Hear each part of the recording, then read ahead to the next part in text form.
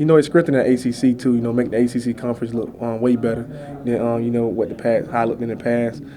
We really it's a really great team that coming in here this week. So we just got to be on our P's and Q's this week. How big? Not, I mean, every single game you play is big. Doesn't no matter who you play, but especially this is a divisional game. And it's one that you guys need to win, especially when you can't start looking ahead. But when you start to get down to the schedule, these ACC games, especially in your division, become pretty important. Oh yeah, definitely. Coach Fisher call them double whammies. ACC conference game, and we really need them. And it's a big win. They come in our hometown, so we're gonna be very pumped up this week. Defensively, Maryland's been really good this year. I believe if it wasn't a shutout, they almost shut out West Virginia. I mean, that's a good offensive team. How much of a challenge is it facing a defense like this, from what you know about them so far?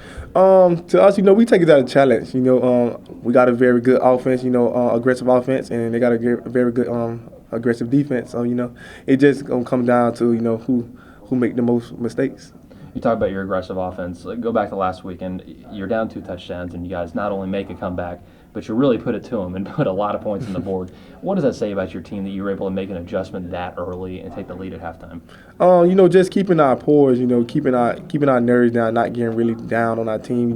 For getting letting them get the lead up on us, and just trying to come back and get that win, get a lead before halftime. We talked to you in the summer, and Rashad and Kenny too, about how close you guys were and how you did a lot of stuff off the field together. I mean, you were close, almost like a brotherhood of receivers. Can you tell that's really paying off now? Because it seemed like every one of you guys really are on the same page all the time. Oh yeah, definitely. Like I said, it's like a car. Once we get it cranked up, it's going. So once I make that catch, I know Rashad coming right behind me with another big catch, and then Kenny, so on. Talk about that one catch that Kenny had. Were you on the field for that? And were you able?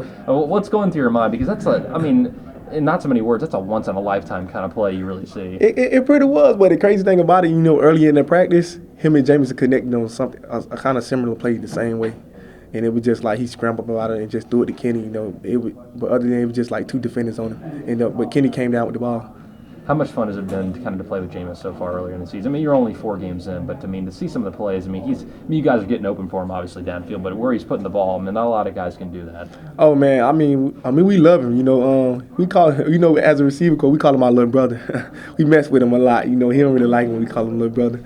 But, we love playing for him, just being the receivers there for him, his freshman year, and, and then all the hype that's surrounding him, and just making his dream come true.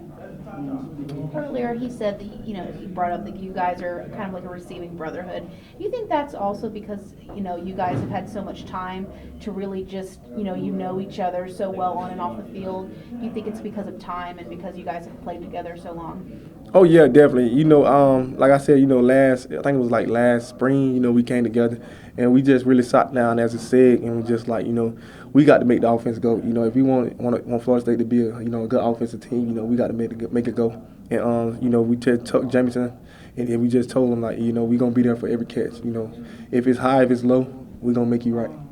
And last week kind of felt like Boston College was the first team that really tried you guys. This week going into Maryland, both of you are 4-0. Do you think that's going to pick up the intensity, both teams not having a loss this season yet?